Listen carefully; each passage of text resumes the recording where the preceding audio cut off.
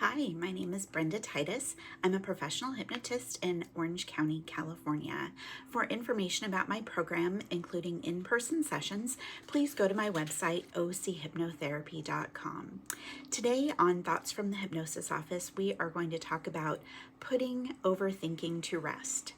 And this will probably be the first of many different talks about overthinking because it is a very common problem. So, uh, and as a little bit of a backstory, I should add that I really should call these videos Thoughts from the Treadmill, because the truth is that while I record in my hypnosis office, it turns out that some of my best, most productive thinking and planning and inspiration really comes when I'm exercising, I'm in a good mood, I'm moving. And it's actually pretty funny because sometimes in between segments of my exercise or right afterwards, I will grab notepads, something to write with, start something to make notes with, and I'll just start writing and writing and writing. And actually, that is my most inspired time. But then, of course, I sit and I think about it and I mull it over some. And eventually I come here to record it and share it. So that was actually one of the things that I thought was kind of interesting, because first, knowing that my most inspired time to think about things and to process is while I'm exercising. And of course, exercise is really good for us. And a lot of my clients want to come and get inspired to be more consistent with their exercise. It's partly why I thought I would share that. It can really be helpful for our mood and getting us moving and all of those things.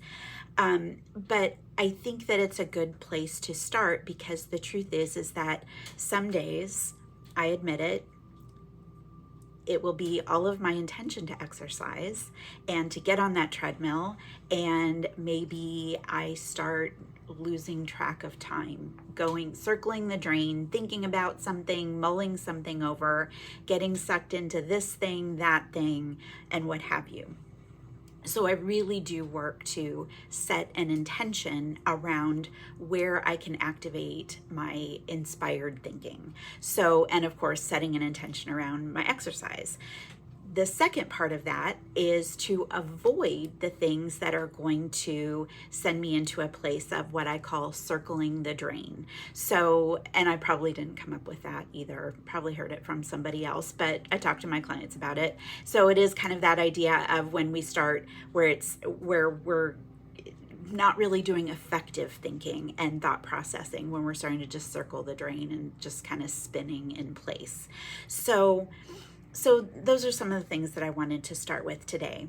An additional backstory. So I actually recently had a dream where we were at a cemetery standing around a grave, and I was there, and I actually can picture a couple of active clients that were there as well. And in the dream, it was kind of this idea of burying overthinking, or maybe it was we were having a meeting of the overthinkers anonymous or something like that. It was kind of interesting, and so of course I thought about that a little bit. I let it mull it over in my head, kind of go back, and I thought, okay, well, I work with a lot of people clearly who start getting into that circling the drain or overthinking. And so I thought, well, maybe this is a good place to talk it out and to share, especially because my Thoughts from the Hypnosis Office goes out beyond the people that I work with on a daily basis. It kind of, hits all kinds of people, and it's out there for that very purpose. So that is why we are here. We're going to put overthinking to rest. So I always think it's important to talk about the good parts of our challenges. And this isn't about, like toxic positivity, just, put a ray of sunshine over everything. It really is, most of the things that we do, such as, getting really into our heads or thinking too much, there's a reason. And I have to admit, for my own self, sometimes I get benefited from that as well. When I think, about doing a video, sometimes the more I think about it, maybe I'll come up with additional ideas, and that will be helpful. But at the same time, there is also the reality, if I start going too far with the overthinking it, then I'm gonna sit on it and not record it, because I'm start thinking, oh well, is it going to be good enough? Is it going to be helpful?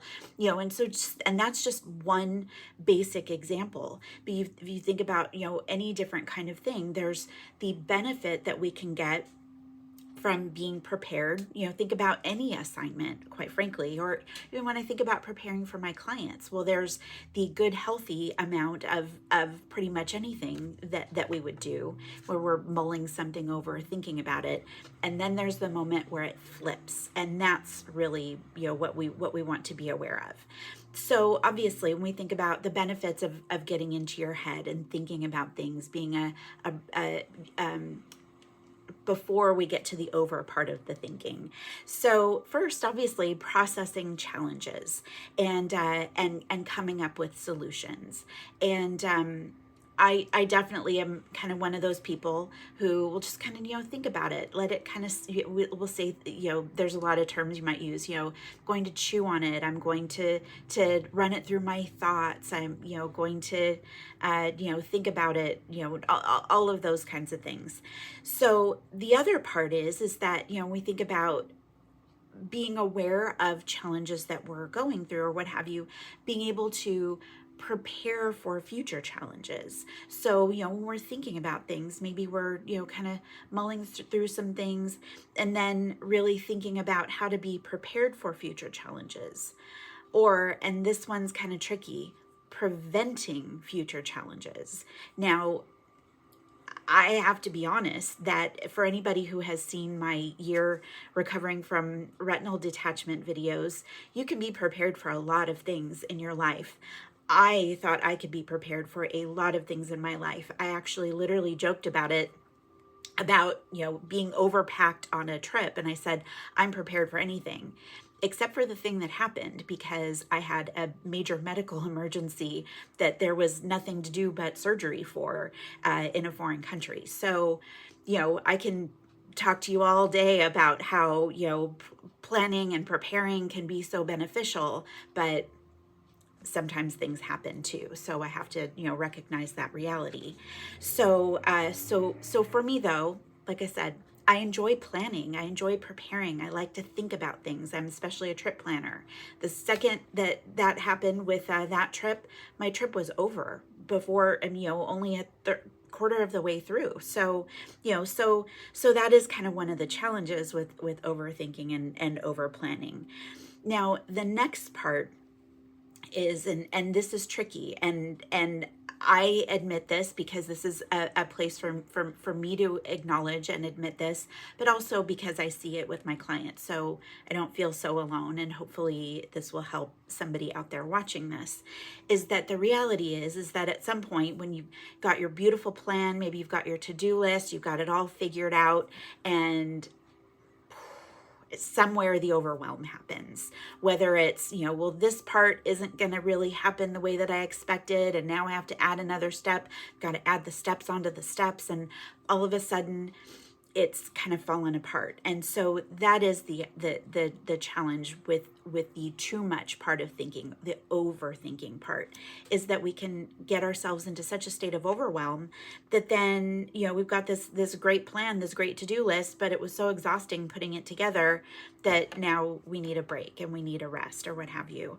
So the other part is, if something derails the plan, and then it can be hard to adjust and adapt. So, let's say you've got, a day scheduled for yourself, and you've got, this errand to run and that errand to run, and then this part of the to-do list, but then one, maybe start circling the drain mentally and you get delayed in your start, and then how do we actually get it all accomplished? So those are, kinds of some of the challenges. So, So as I've kind of transitioned over from the benefits of thinking and where it becomes the overthinking part is, of course, it is exhausting.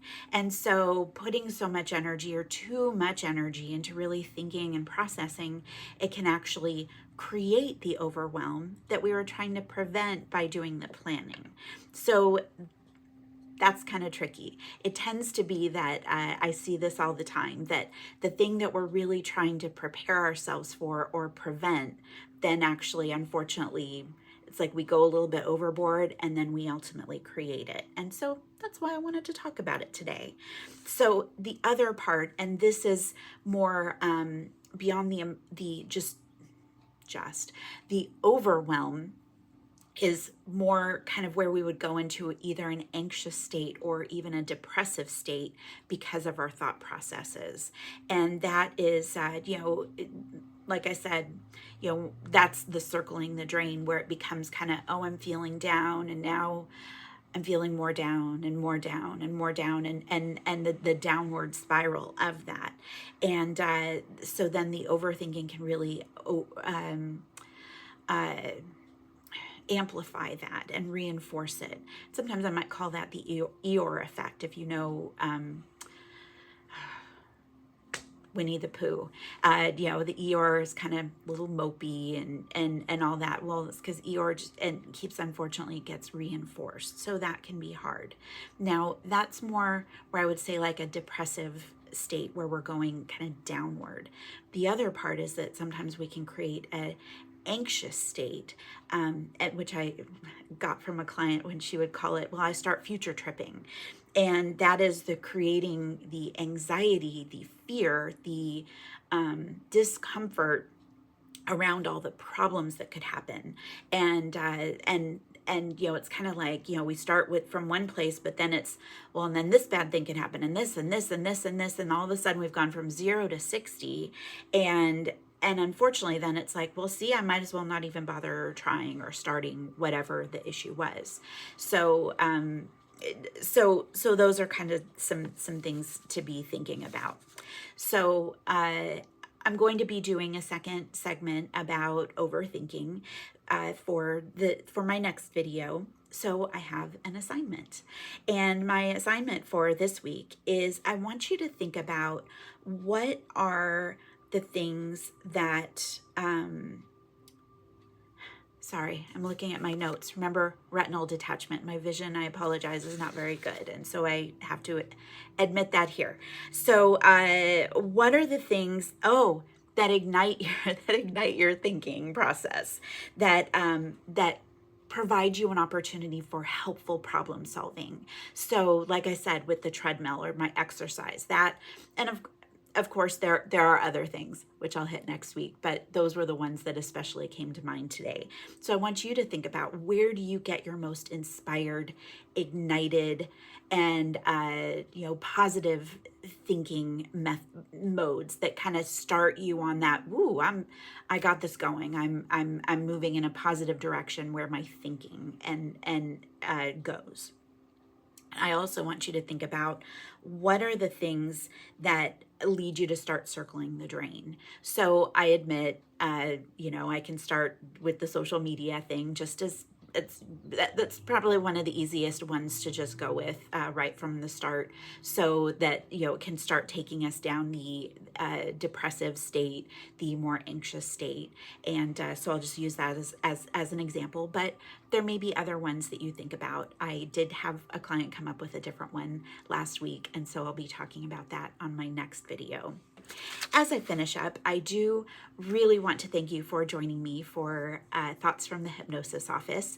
I did reference a couple of times my year recovering from retinal detachment as well here. And two things that I want to say as I'm finishing that up. Of course, first, if you're interested, that is a very personal part of my story and my journey. And it's more really about sharing what happened in the different stages, but it could be very interesting. It could kind of open you up to, wow, I didn't realize that's something that could happen. And so, welcome to it. And also, it is actually an important thing for me to note when I stop in my videos and I have my ums or my uhs, or I need to look at at my notes or what have you, I did really make an intention around these videos, which is that I need to do them in one take, and really to say, I'm going to sit down, I'm going to record what I have to share and do my best to see in the screen and see my notes and put it out to the world and share. And so I really appreciate your patience with that when I have my ums and my uhs, or maybe I kind of lose my words for a moment or two or what have you. I really think it's important for me to admit that I'm human, just like all of my clients and just like all of you out there watching. And I appreciate you joining me for all the journeys, the things that I'm learning as I work with my clients, things I'm learning through my own journey and how I can help other people with them. And so, like I said, I appreciate you joining me for this week's Thoughts from the Hypnosis Office. And I will be back soon with part 2 of putting overthinking to rest. Have a wonderful week.